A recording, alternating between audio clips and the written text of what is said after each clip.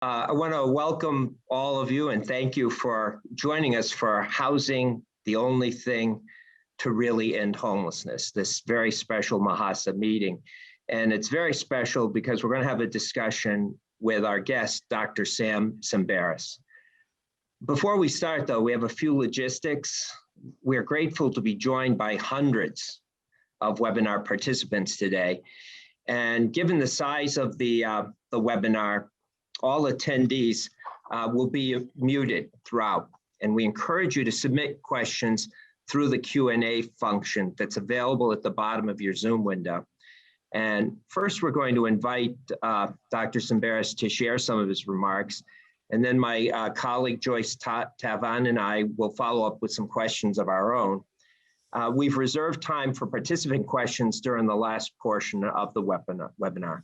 We always want to thank the many people who submitted questions in advance, and there were a lot of them. And these questions have been used to help shape the discussion, but I want to be honest up front, we'll not be able to answer all of these questions during the presentation today.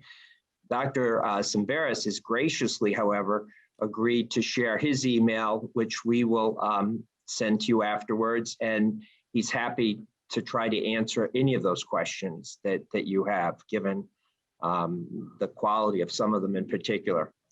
This webinar is being recorded, and we'll send you an email in the upcoming days that will be a link to the recording once it's available, but also Dr. Tsemberis's email. And that's very gracious. Now it's a great honor for me to introduce somebody that I think most people probably are familiar with his record.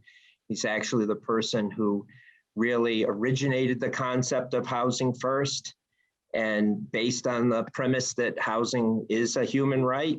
And he's currently the CEO of Pathways Housing First Institute and clinical associate professor at the UCLA Department of Psychiatry and Biobehavioral Sciences. He consults, which you're probably going to discover today, all over the world with some of these issues. In fact, that's exactly how we wound up with Sam back here today.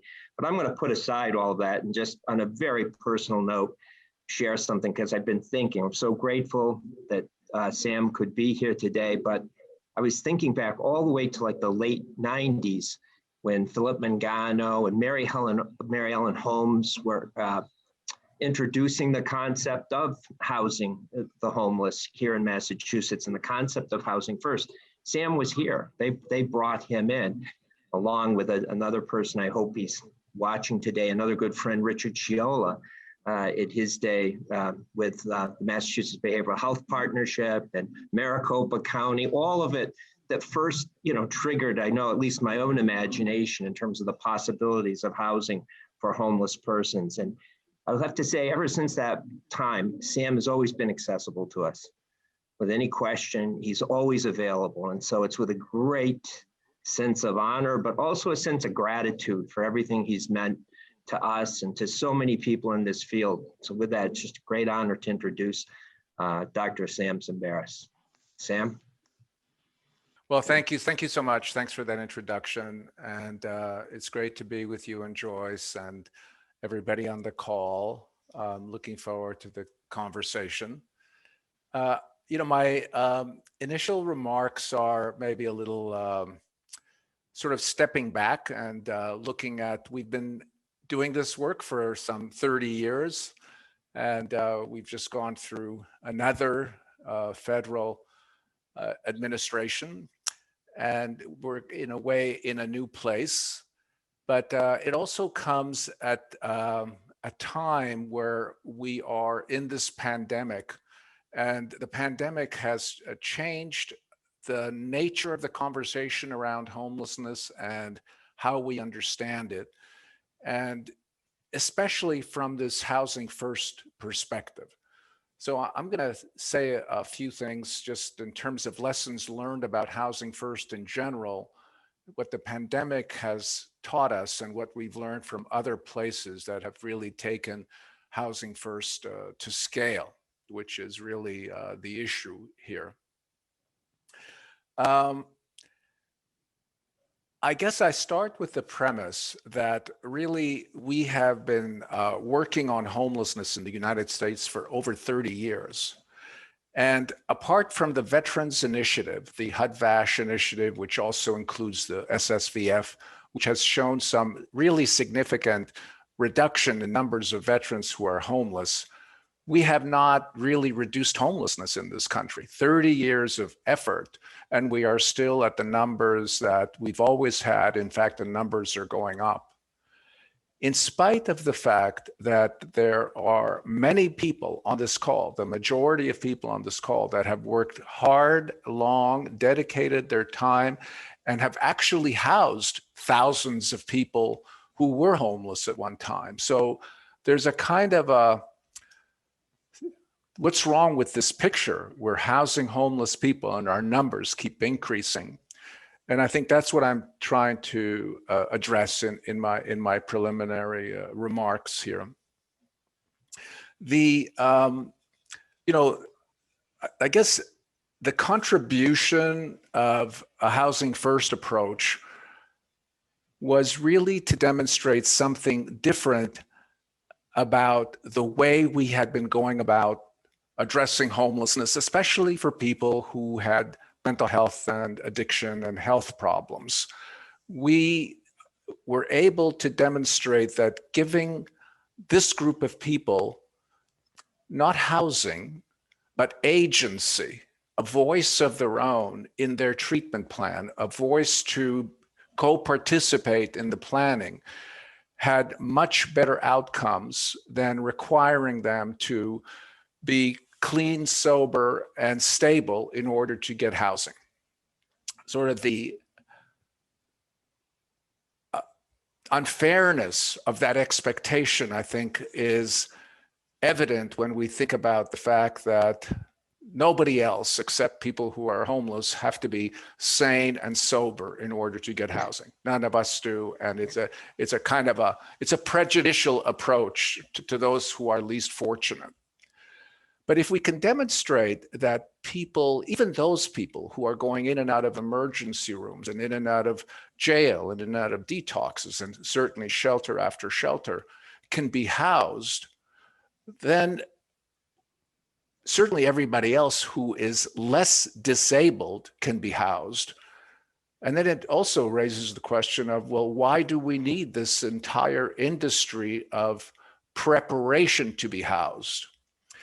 But instead of using housing first to kind of change the entire system of care, often housing first programs have been added on as a complement to the already existing systems of shelter and transitional and the few PSH programs. They haven't replaced it. The system just blew up and absorbed it as yet another thing to do. So there we are, still trying to solve homelessness, trying to figure out the best way, most efficient way, but we're still all in the homelessness ending business, more or less. What is the approach that we need to take to get out of this paradigm? What does the paradigm shift actually look like? And I'm hoping that this will be part of our conversation today. And rather than try and explain it in some technical terms, I found, in last month's Black History Month, I found this quote from Martin Luther King that I'd like to read to you, which for me sets the stage of what I think our conversation could be. It's from a speech he gave in 1967. And he said, "We are called to play the Good Samaritan on life's roadside.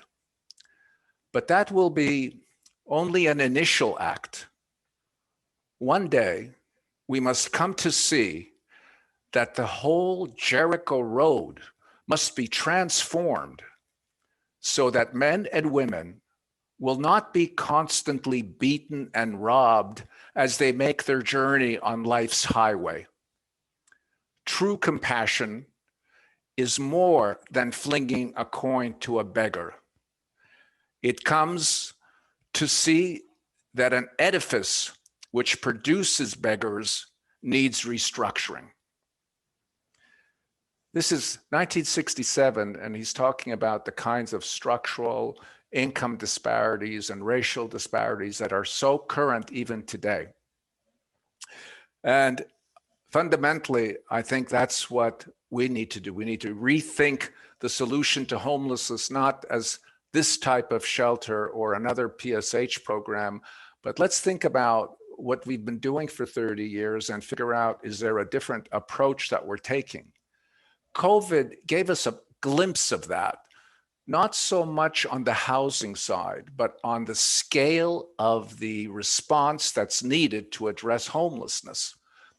Suddenly, we weren't talking about people who are homeless in terms of housing. We were talking about them in terms of potentially having high rates of infection, going into hospitals, using up all kinds of limited resources that we had for the entire population. And there was an urgency to take care of people who were homeless because they were vulnerable to COVID-19. The numbers were not about, no one was talking about, oh, let's build a permanent supportive housing program with 80 units and have 40 individuals and 40 families. People were saying, we have to get 2,000 people into these hotels. Here in California, 15,000 people into these hotels because we can't afford the infection rates.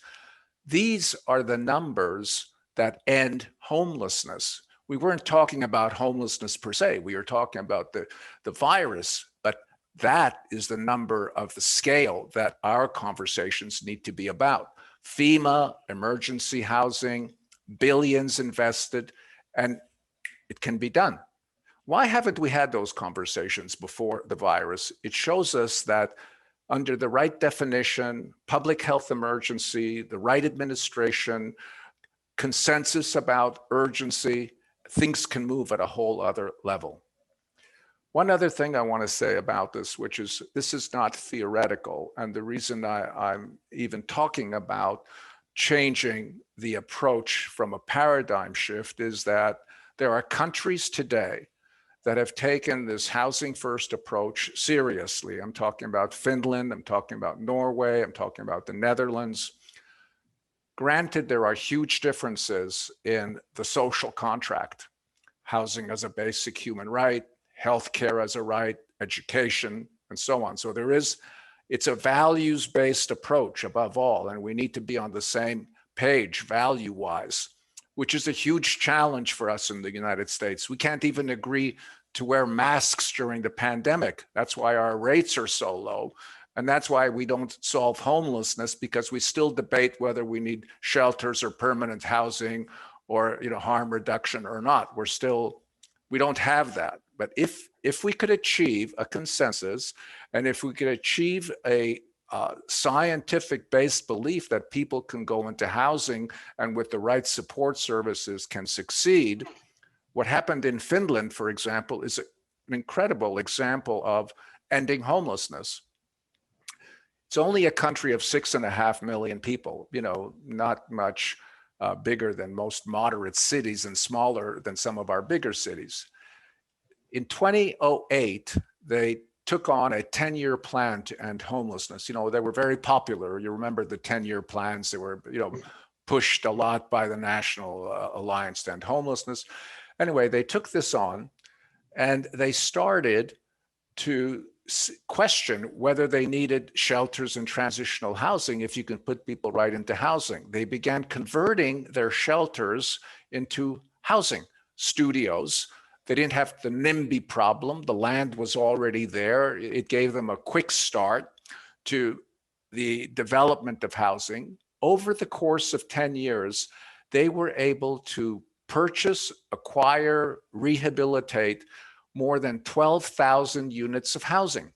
This was all done by a group called the Y Foundation, the letter Y Foundation. And if you are interested in this, it's all written out in English and they have a website for it.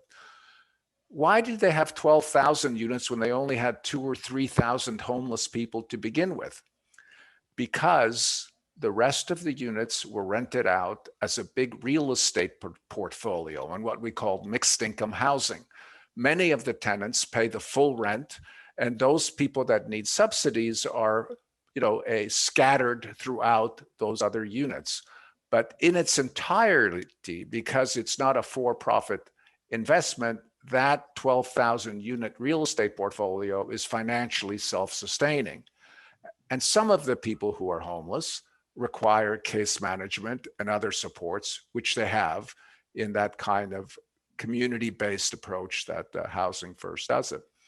They have gone from 600 shelter beds and 2,000 homeless people in 2008 to 52 shelter beds today in Helsinki. And their number of people who are homeless are in the couple of hundred right now. They're just at the end of that rope. So this is not theory. This is what can happen if we take an approach that is philosophically evidence-based and consistent through municipal, state, and federal government. So I'll stop there and listen to your Actually, reaction to that. that's a great place to stop, because interestingly enough, I came upon the thought of inviting you for one of these MHSA meetings after a discussion that we had related to Finland in particular. And it's interesting because the population of Massachusetts is just around about 6.8 million people. And interestingly enough, Massachusetts has been investing loads of dollars, quite honestly, on the homeless side, particularly shelter. Between families and individuals, we're talking close to $250 million annually that goes into that. And again, however, like when you look at the Project Y and you look at their literature and materials about what they're talking about in terms of service delivery and the philosophy of how folks should be housed, it's not very different from the types of things that we've been promoting or saying, or you've been saying again since the 1990s almost. So and I think you're touching on it in your initial presentation, the difference between Finland and Massachusetts, apart from obviously the different approaches to the welfare in the different country in our state. What was the difference? What makes the difference? I think that the consistency over a 10-year period is a key role to that they don't have the kind of political system that has the huge variations. Where we were the last 4 years and where we're going to be in the next 4 years is a sea change of a political attitude change. They don't have those kinds of fluctuations. There isn't that kind of dichotomy in the country, so that you can have a philosophical and economic and policy approach that is sustainable over a 10-year period. There is less of a concern about the financial, and desperate cost-benefit analysis of every situation, either for healthcare or for the building of housing. We are completely driven by capitalist thinking, not only in the development of programs, all of these, special bond programs, the impact bonds, saving money on the high users. We have even come to define human beings in terms of their cost to the system. So our capitalism is not only an economic strategy, it's permeated the very way we think about human services and ultimately human beings.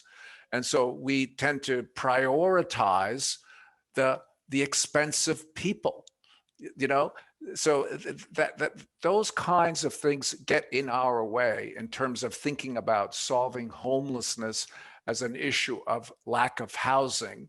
And we end up,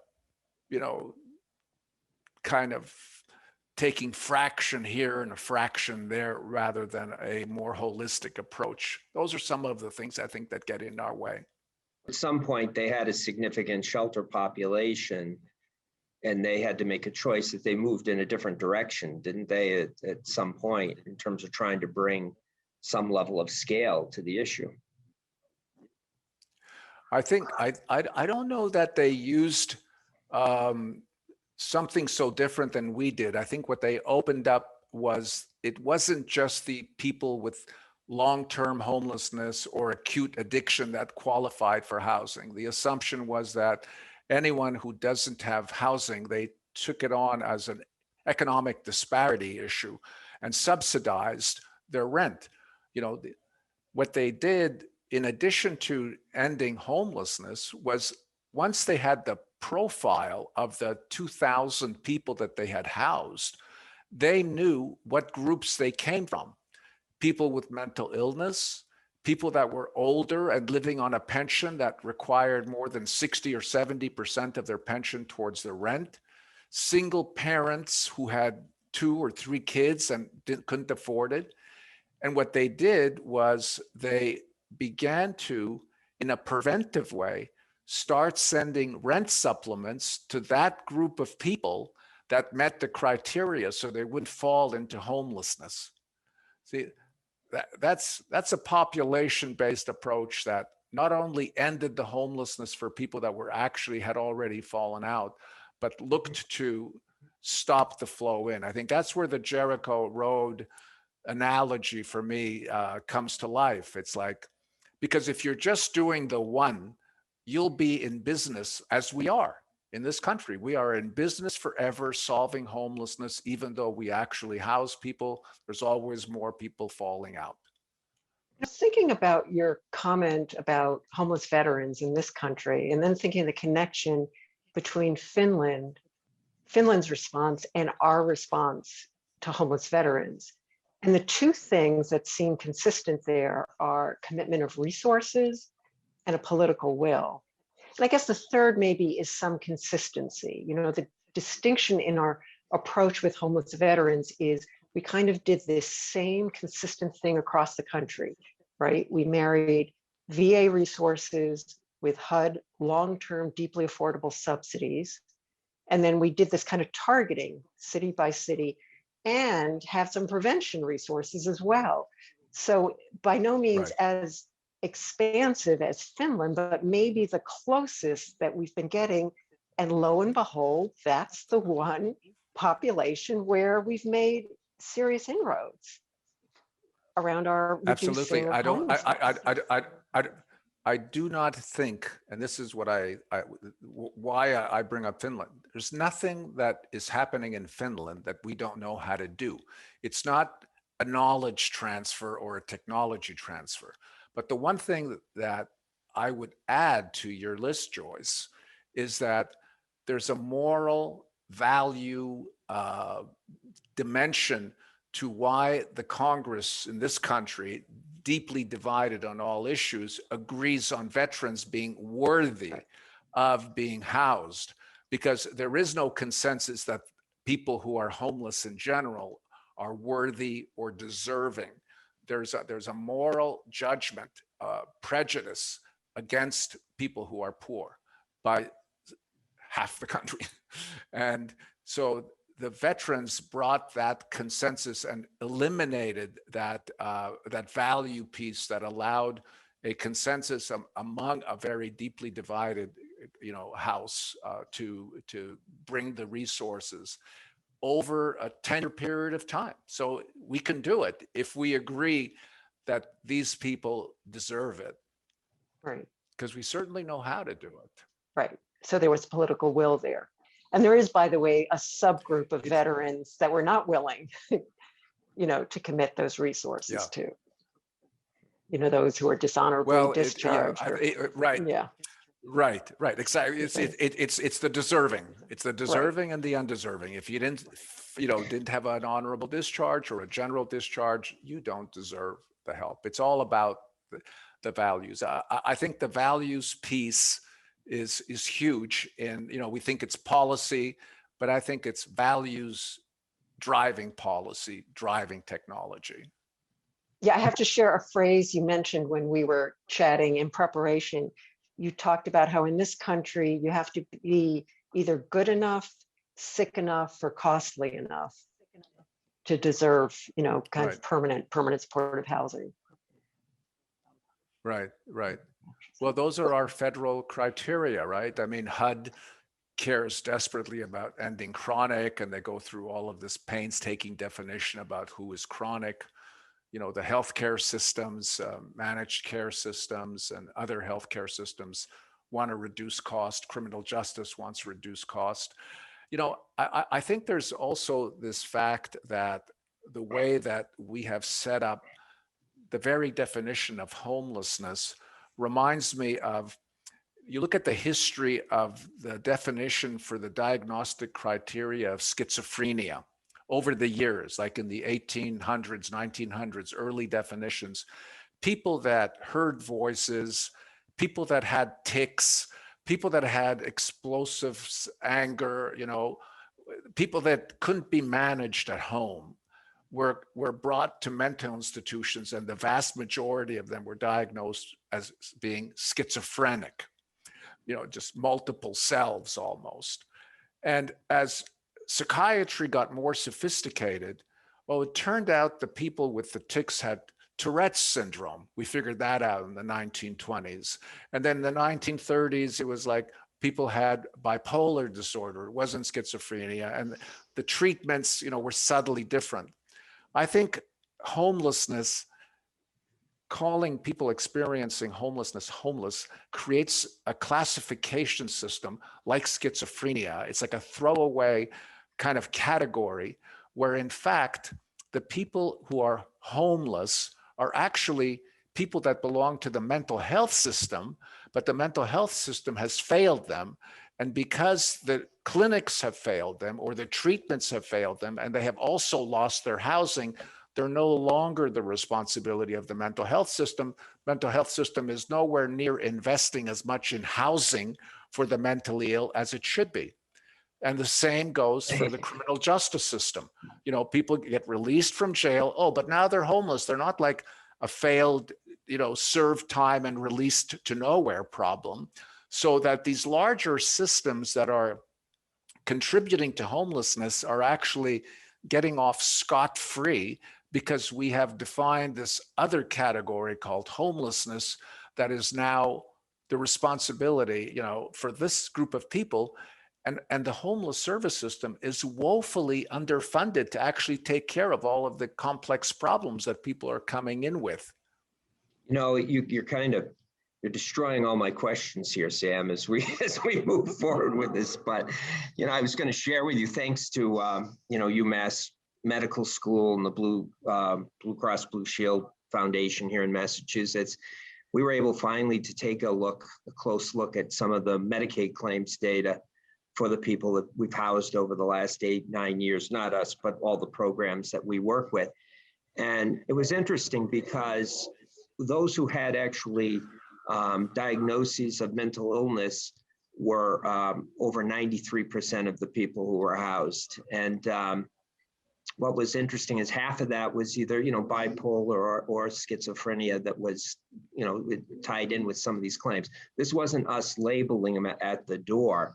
You know, this was based on what their Medicaid history. And a great thing about Massachusetts is at a minimum, at least, you know, we have this universal health insurance where people are tied in to receive some of that. But to get back to the mainstream mental health system in some ways, one of the things I haven't, it's not merely necessarily a shortage of the housing. That's a part of it in terms of creating that housing.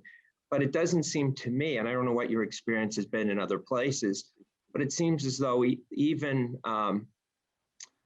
the mental health system and the housing that it does put forward does not seem to adopt a low barrier, low threshold housing first approach, even for some of its own programming. And I don't know, has that been your experience in other places in terms of how mainstream mental health housing programs seem to approach the issue? You know, this is a problem not only for the mainstream programs, but for Housing First. Everybody in Housing First programs gets the idea of harm reduction, you know, from the streets right into homes. But most of the Housing First programs where they begin to fall short is on this issue. There's several principles to operating Housing First. The third one is matching the provision of services to the client needs. Some people are housed and they need a lot of visits. They need, like somebody who asked that question, that excellent question that we talked about is it an ACT team or an ICM team, and what does it cost? I want to give her a shout out because it was so good, but I don't have her name here. But it's the one area where people don't do well in addressing the needs of the clients after their house. We don't have a robust community mental health system in a lot of places. There is an assumption somehow that if people are housed, they will use community-based clinics. Many community-based clinics are already at capacity. They're not really accepting people.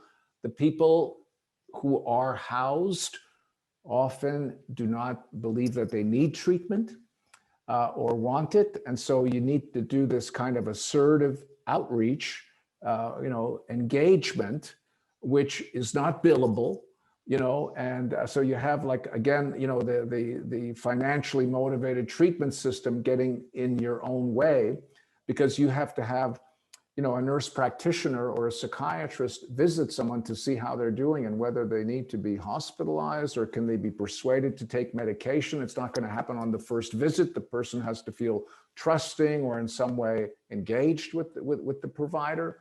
So all of that work doesn't take place as well as it should, and so to the extent that, and this is troublesome for me, because I think that one of the things that Housing First is known for is being able to get people housed and keep them housed, and it does that very well. It doesn't actually move the needle as much as we would like on the health measures, on the addiction measures, on the community integration measures. I mean, people do better, yes, but do they do as well as they could had we the ability to actually really help them? I think we have a long ways to go there. So I guess that also comes back to the comment you made about, quoting from Martin Luther King about the whole Jericho Road must be transformed, right? I mean, probably many of the people listening would agree.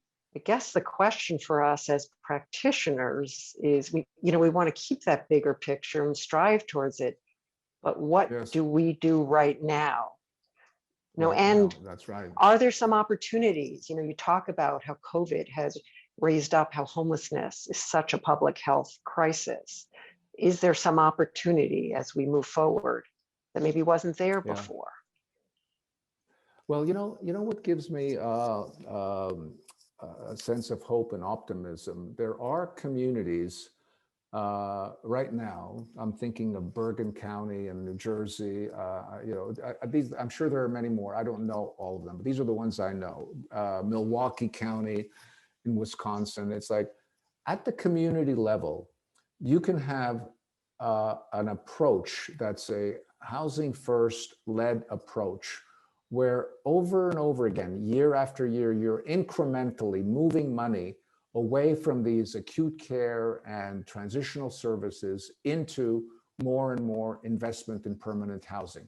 I mean, that's where we have to go. We have to go, it's a multi-year plan, and we have to commit to, this is the investment we're going to make, and figure out ways to transform. We're not going to shut down Jericho Road all at once. We're going to have to figure out which are the pieces that are contributing most to that and what's the easiest way out, and build it over time. It's a reconstruction project over time. And there are communities that have reached functional zero. Nobody's homeless for more than 10 days. We're always going to have people that, their house burns down, somebody passes away, they're on the street, they were taking care of them. But with an approach to expanding the accessibility of your housing portfolio, people can be in the shelter and they don't need much of a shelter, in a short time until you find the next place. So absolutely there are things to be done. And I think it has to be at the level of community, because we all have to see that there is a new way of working together that will not threaten existing business. That doesn't mean your shelter is going to go out of business. It means that the money we're using for the shelter is going to be converted to, you know, mobile teams that will be making house calls for people, you know, like otherwise, you know, people will fight you because they'll see that transformation means an end to what they're doing rather than a new way of participating in what is a new future. I think it should be noted, we've had some communities in Massachusetts that have put in that pretty extensive response, even some who got to, you know, that kind of almost functional zero. And in one case, at least they did. But one of the problems is the inconsistency around the state at times has created a kind of a sense of imbalance constantly, where even in places that have kind of wholly committed to more of a housing approach and like suddenly find themselves being overwhelmed again by demand. So I think that I think what it really does require is again a statewide approach that can really begin to understand where that demand is coming from, so to speak, to be able to address it. Well, let me ask you this. Do you think that we would do better keeping the conversation about homelessness, or should this conversation be moved to the affordable housing crisis, income disparity, out of control rents? I mean, should we be addressing the structural factors? Is that a better strategy for us rather than, I mean, I think I understand why we talk about homelessness. It's more compelling, you know, everyone pays attention to it. It's visible, you get more public outcry, whereas affordable housing is a little bit more abstract. It's harder to get attention, but from a systems perspective, I think from a systems perspective, I agree that we should be focusing in relation to the housing structural side and understanding that, but with the caveat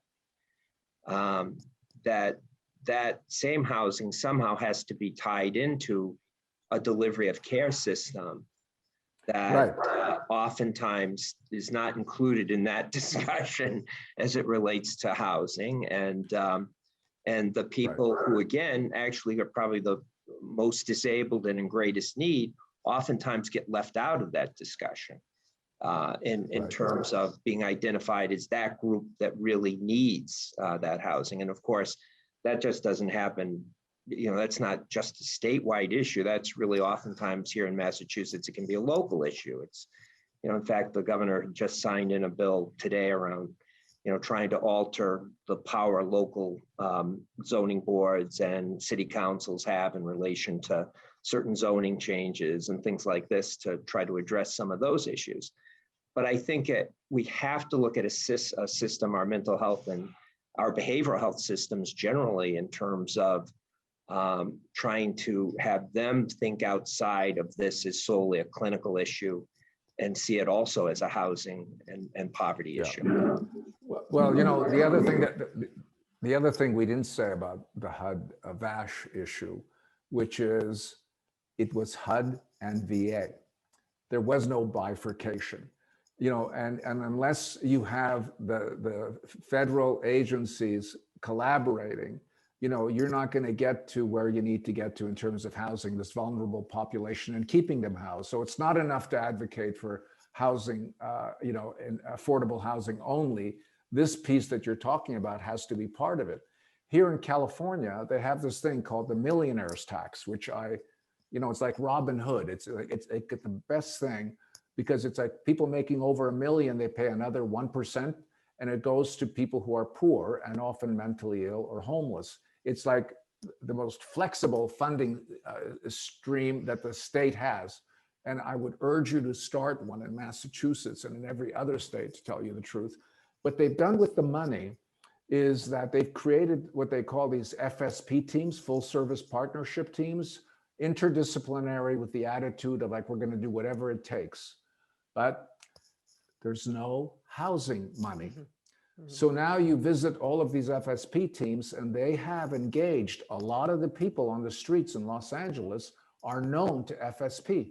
And where are they living? In the tent, or they're living in some, substandard, group home setting that they can just get for like 90 a week kind of thing, because the housing piece is missing. So if you just do it on the health side, you're not going to solve it.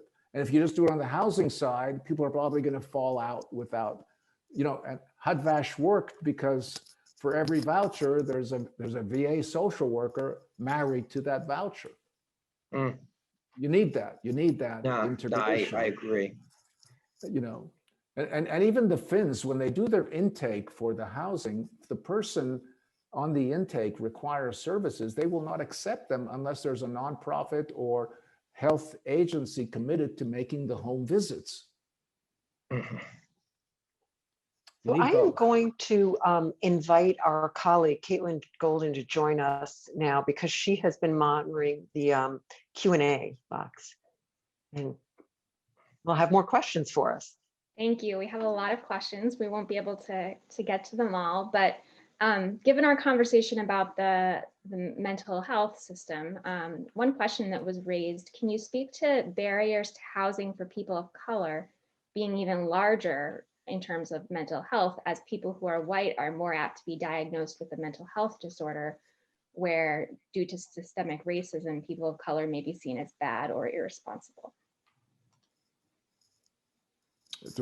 Well, I mean, we've just recently, been through a lot of this around the one of the widely used national instruments that HUD had actually advocated for was this thing called the VI SPDAT. A lot of coordinated entry systems were using that as a way of prioritizing who gets into housing. And things that we knew, it didn't have validity clinically, we already knew that, but recently the studies are showing that there was systemic racial bias in the way that the instrument asks questions and the way that Blacks and whites answer these questions. So it's not only the perception of providers making assumptions about people who are Black not being eligible for services or that they need a different kind of service, but even the assessment tools themselves were actually prejudicial in over-selecting of whites for prioritization in housing. I think, unless we are sensitive to the kind of cultural bias in assessment and allocation and practice, we're going to continue to perpetuate the kind of racism and racial preferential bias that's been woven into the system from the beginning. And it's incumbent upon us. I mean, 15% of the population is Black. 40% of the homeless population is homeless. I mean, we have a tremendous racial prejudice issue in just how poverty affects Blacks and whites. So it has to be part of the work that we do going forward to even that out. I couldn't agree more with you on that, Sam. I'm always quick to point out defects or flaws and whatever. I have to give some credit to now that the Massachusetts COCs have been really raising that as a serious question. So hopefully, that people will be much more conscious and sensitive of that, as well as I think of some other issues that could be out there that limit actual ability towards resources. Another question we have about particularly in Finland, one distinguishing aspect of the Finnish solution is the existence of a for-profit portfolio of capitalized housing, whose profits are efficiently diverted into funding of the nonprofit housing solution, which indicates a singularly large capital reserve, which would skirt the complexity and cost of smaller scale solutions like subsidies. Is the problem that the current levels of investment are off by entire orders of magnitude in this country? Do European countries invest in these problems at a much higher rate? Absolutely.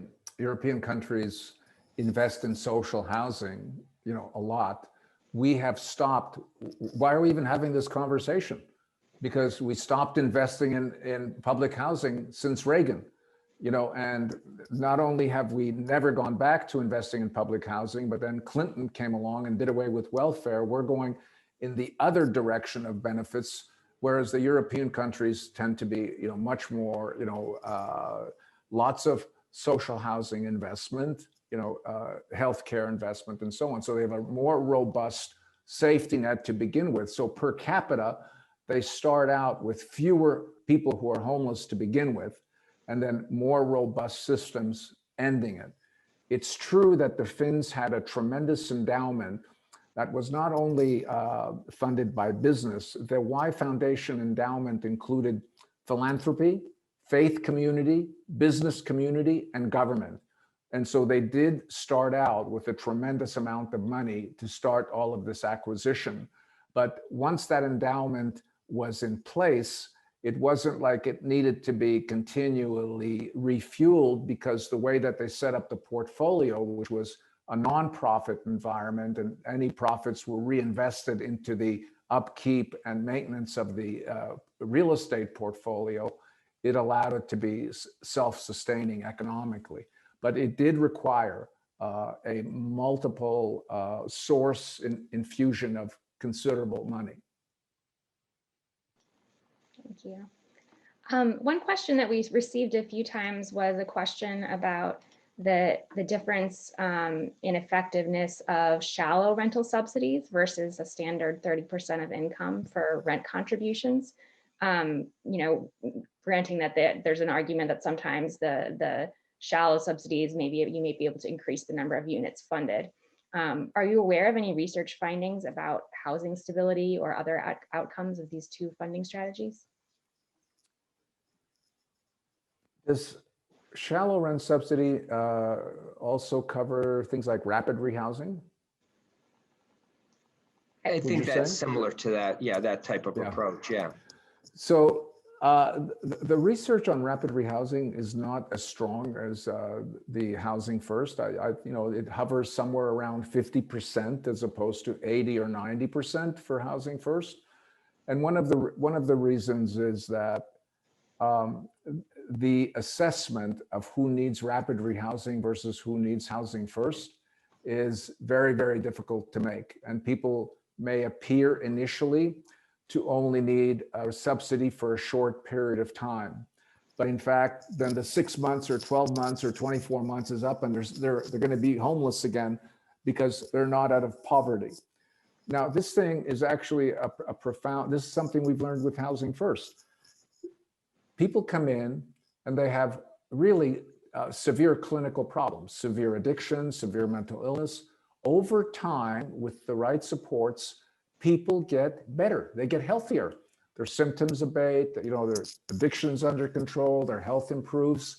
They are ready to have less service intensity. We can move them from like an interdisciplinary team or a multi-times a week visit to just a few times a month kind of thing.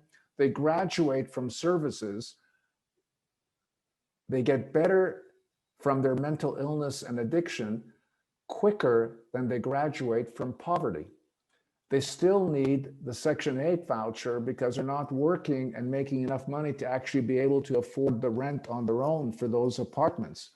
Poverty is harder to get out of than these illnesses we're talking about.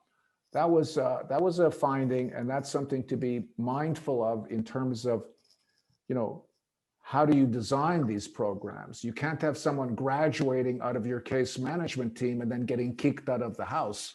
That's why Housing First separates services from housing. It's like you can graduate from services and keep the housing that you're in because you have a voucher, it's a tenant-based voucher, and you can continue to stay housed.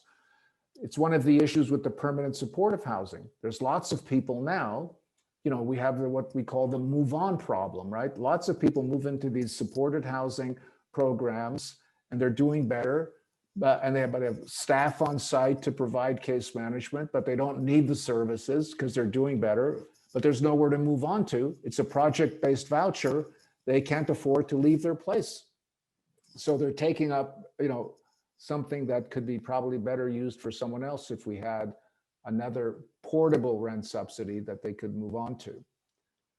I think one of the I don't know if distinctions I've answered between that question. no, you did. You answered it very well, and particularly in terms of the research, because I think that the whole issue between a shallow subsidy and a more robust type of subsidy goes back to something that you were earlier alluding to is, what's the nature of the person's homelessness and what's creating that situation. And, I believe that particularly if we're referring to so-called, transitory homeless, people who are primarily experiencing a short-term homelessness due purely to some sort of socioeconomic issue, that the shallow subsidy oftentimes is far more effective than allowing them to have to go dwell in a shelter for God knows how long until they're back on their feet Right. sufficiently to go on. So I think that applies to what you said earlier.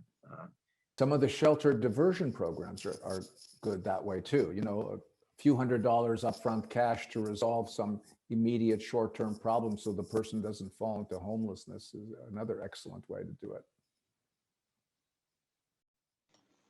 We've had a few questions specifically about trauma-informed care. One of them is, what is the difference between harm reduction and trauma-informed care? This person's talking about in their community, it's said that they use harm reduction, but it's a tough love approach that with language that is not inspiring or respectful.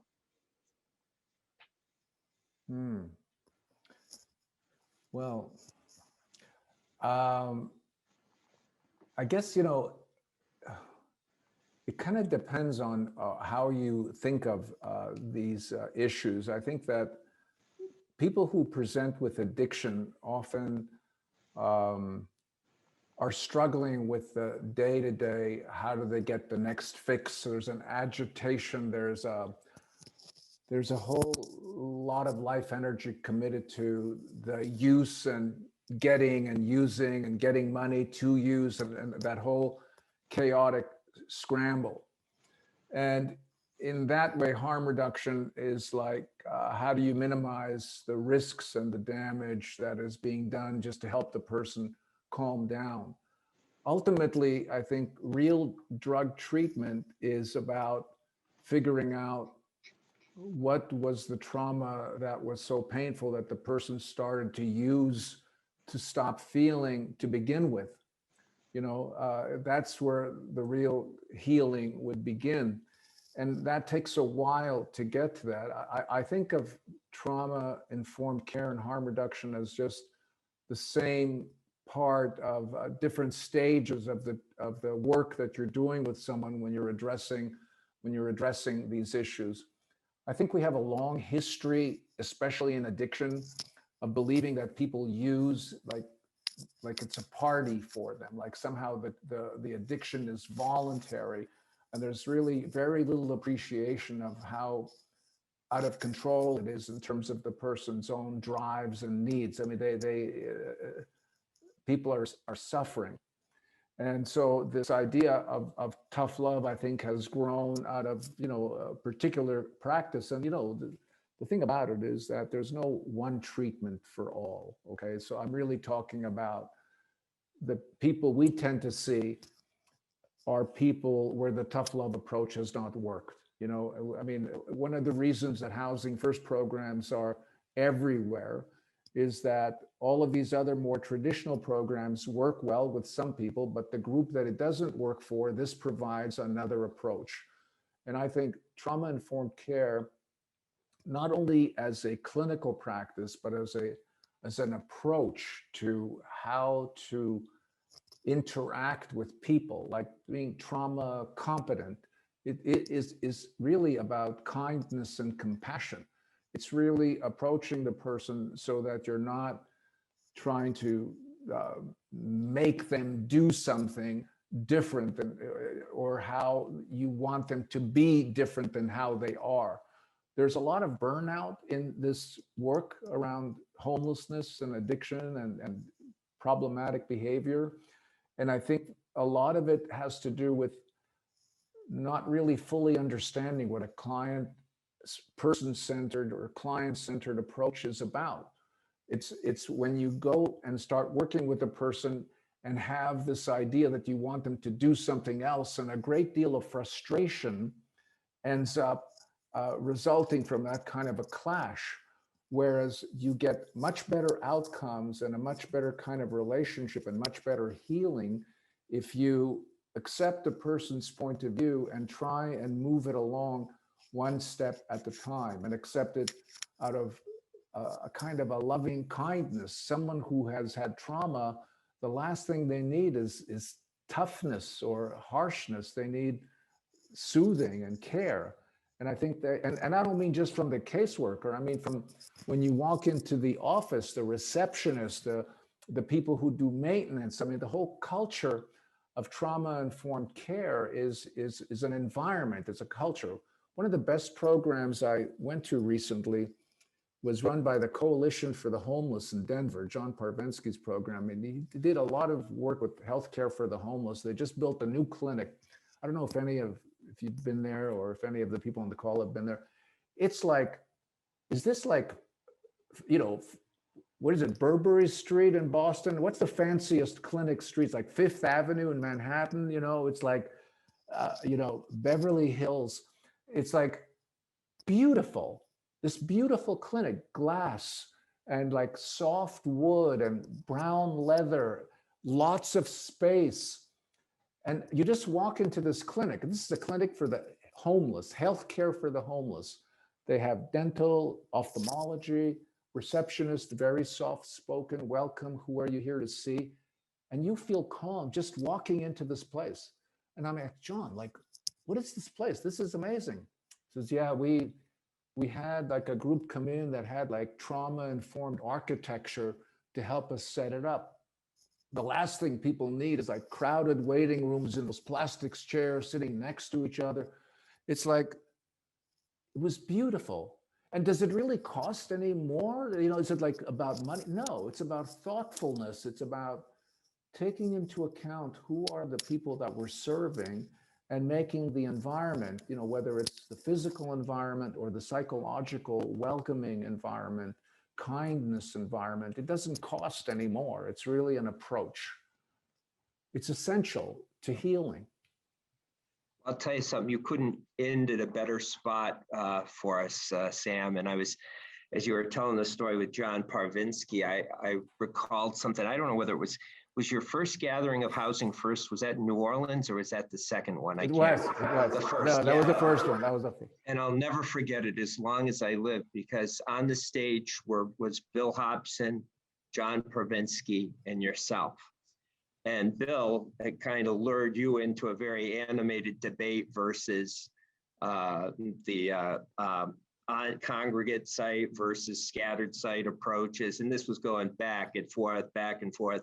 And John was just sitting in the middle. And finally, the moderator just stopped and said, John, what are you for? And John said, I'm for whatever works, was what he said. And I thought, how true words could never be spoken. And I honestly feel, you know, that's where our Massachusetts Housing and Shelter Alliance wants to go, but it's really our members out there who are doing these different things, who are telling us and where we learn in terms of what really works. But I just really wanted to say thank you for taking the time to be with us today and for all of your support in the past. And believe me, we're going to figure out ways to continually you know, try to pick your brain in terms of where to go with this. So again, thank you so much. Yeah. And with that, thank you, Joe, and thank you, Joyce. Thank you for inviting me. Thanks, Caitlin. Thanks to everyone who attended today, and hopefully we'll be, you know, continuing a series with this in terms of people who are addressing the issue of homelessness and housing and poverty and the like further. Thank you so much.